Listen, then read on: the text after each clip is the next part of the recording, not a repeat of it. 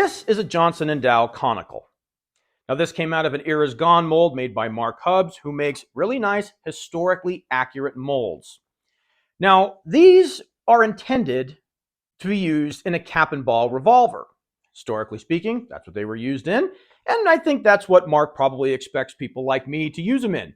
So just to be controversial, we're going to assemble it in a self-contained metallic cartridge. In this particular case, it's going to be 45 Colt.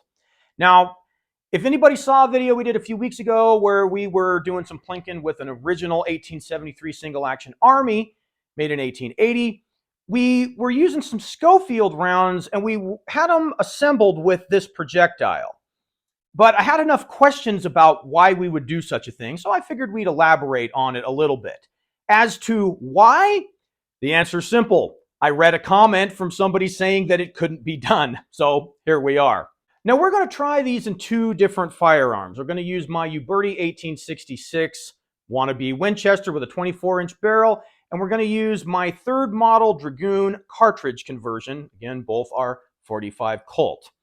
Now we're going to use two different powders. I have some 3F GoX, and this is old production GoX. I still haven't used the new stuff. Not that I have a problem, I just haven't been able to obtain any. And then we're going to use some homemade powder, and this is mixed powder.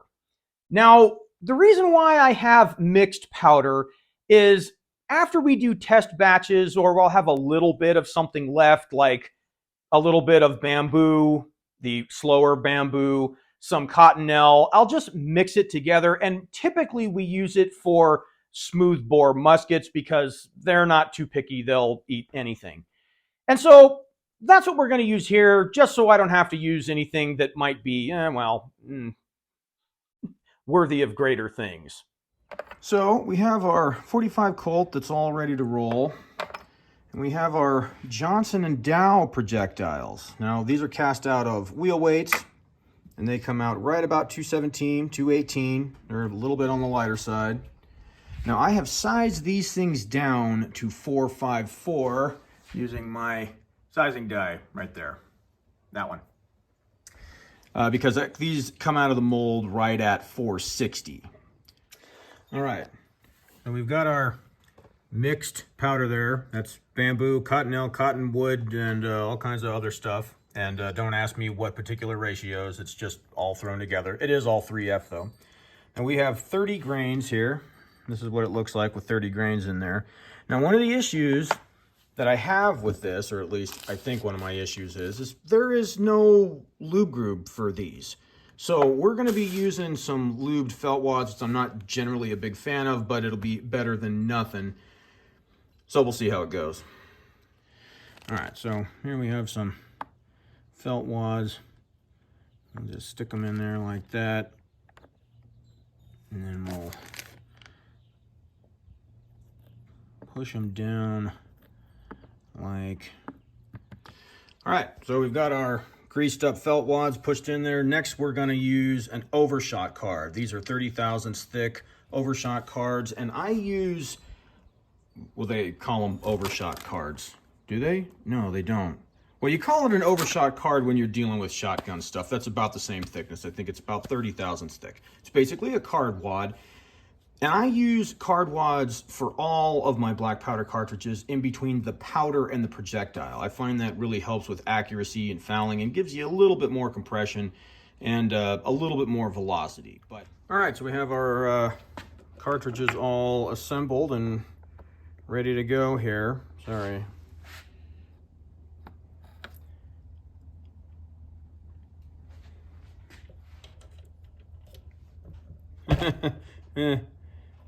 It might be a little bit of a problem, I guess. We'll see.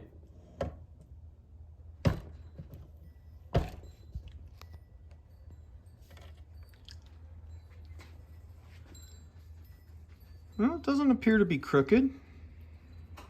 It actually looked like it worked out okay. I didn't notice that with the Schofield ones when I tried them last. They seem to go just fine, but you do have to flare that case mouth a fair amount.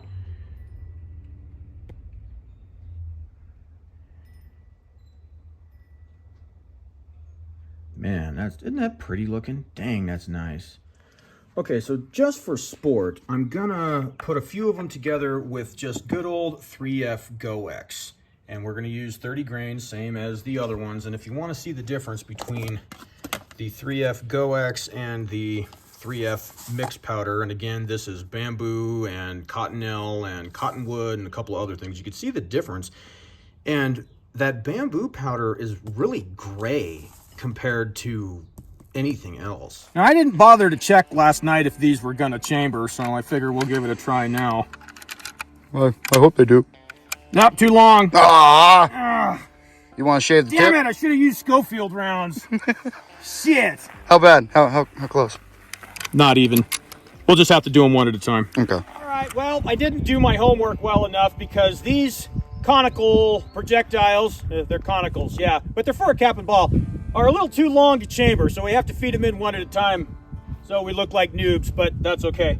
Now, these are 35 grains of 3F GoX. Yeah, don't listen to that dumbass. It's 30 grains, not 35.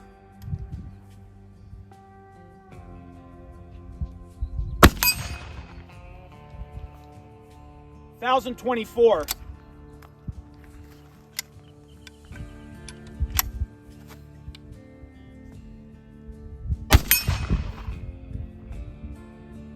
$1,061.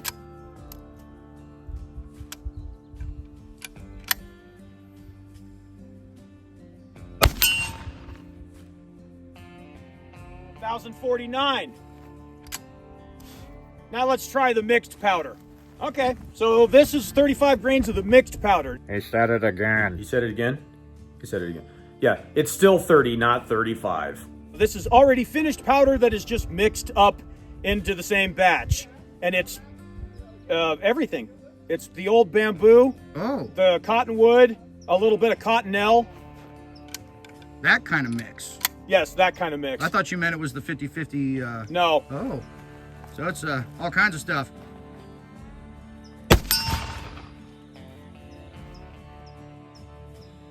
$1,038.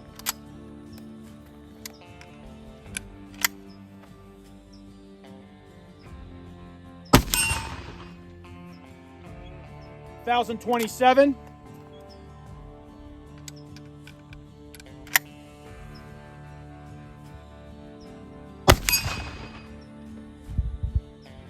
Duplicate. All right, let me get one more.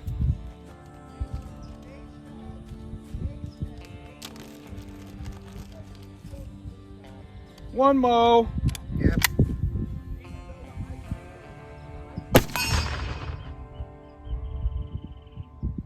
$1,000 even. Okay, well that didn't seem inconsistent. Yeah. For a bunch of leftover stuff mixed up. Yeah. Okay, so the powder that was in these, now we had some I said 35 grains and it's 30. I bet you I said 35. You want to do it again? No, I'll just fix it. Okay. We'll just fix it in post, button. Nice. Yeah, easy, they don't kick that bad. There you go.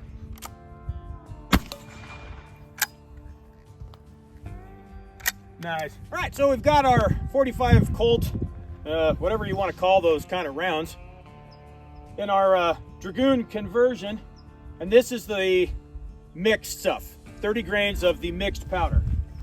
Now I bet you I'm gonna have to aim underneath it to hit that gong even down here. Well, just try not to kill the chrono.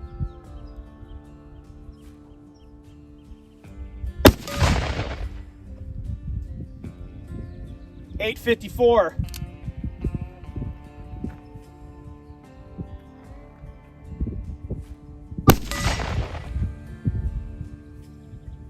$854 again.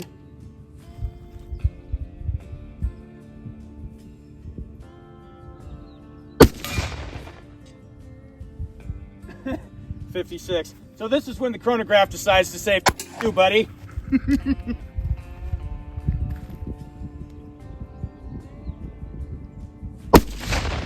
Ah, lame. 838.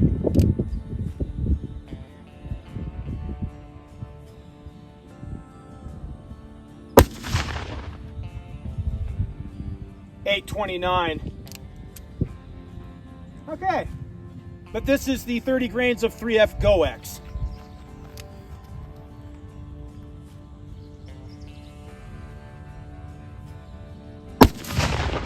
Ooh, you winged the chain. 808.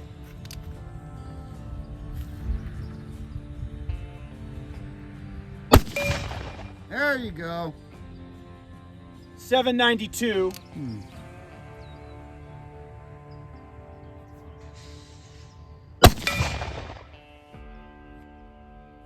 770.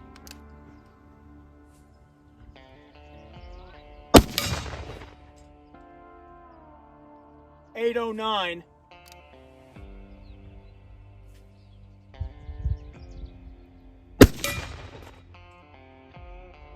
776. Yeah, I gotta aim a good foot underneath that thing out there. Dang.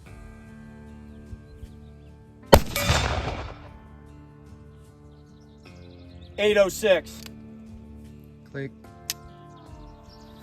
Okay. A little slower. Yeah, a little slower. So our bag of mixed stuff is Little. still a little bit more powerful than GoX. So this is our 45 Colt with the Johnston and Dow Conicals, and this is 30 grains of our mixed powder. And this thing shoots so high, I have to aim in the dirt to hit up there, and I'll probably still miss.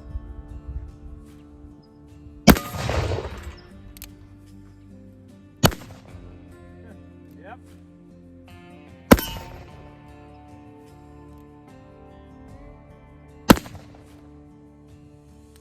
That's the lucky one, I tell you what. Am I going over those things? I think so. Wow. Yeah, no kidding. Got to aim in the dirt. Yeah. Dang. They seem to work. Yeah. They seem to work okay.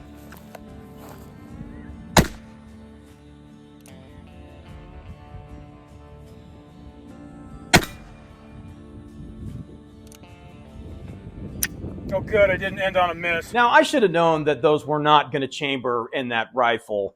They're just way too long, and that's why we had to just feed them in one at a time. But it did work, and work okay. So as far as the 3F GoX, we had 1,044 with a max spread of 37, delivering 525 foot-pounds of energy. Our mixed powder averaged 1,021 with a max spread of 38, delivering 502 foot-pounds of energy. Not a whole lot of difference there. Now, one thing I was kind of expecting to see, which we didn't really see, was having a wider spread with the mixed powder, being that it's got all kinds of stuff in there. But still a spread of 38 versus 37 with GoX, I'd take that any day. As far as the Dragoon goes, I had a full 6 numbers off the chronograph with the GoX, averaged 794 with a max spread of 39, delivering 304 foot-pounds. With our mixed powder, of course, it wants to have a fit, so I only had 3 numbers, but I had an average of 840 with a max spread of 26, delivering 340 foot-pounds. So I thought this was kind of interesting. Now, maybe if I would have had another 3 numbers, maybe that number would have been a little different, but it certainly is almost 50 pounds, geez. It's almost 50 feet per second faster on average through a pistol, but with the rifle, we lost a little bit, 20-something feet per second, which is negligible, but still noticeable on an average. So overall, that seemed to work okay. Now, you heard me mention earlier that my issue with these kinds of projectiles is there's no lubrication. And with black powder, that's an issue. It's one of the things I always find kind of funny about the cap and ball thing. You know, there's a group of people out there that say you don't need to use any grease or any wads with cap and ball pistols. That's ridiculous. They weren't made that way. And I've heard those same people say, oh yeah, you have to use a whole bunch of black powder lube if you're doing black powder cartridge. Otherwise, it just gets gummed up and you know, has all kinds of problems. Oh my God, it's the same! Lately, you guys might have noticed that I haven't been using grease when we just do a powder test through like the 44 Navy or an 1860 Army, just so I don't splatter my chronograph with SPG lube or any kind of black powder lube. And yeah, trust me, it will cover that stuff. It makes really a mess. So we typically won't use that. So anyway, I thought it was interesting that we had a slight decrease with the rifle, but a decent increase with the pistol using the same cartridge, same load, same everything. So, as to that one guy who said that you couldn't do that, well, yes, you can. So as usual, folks, if you thought this video didn't suck, do me a favor and hit the like button and consider subscribing. And if you did think it sucked, go make your own damn video.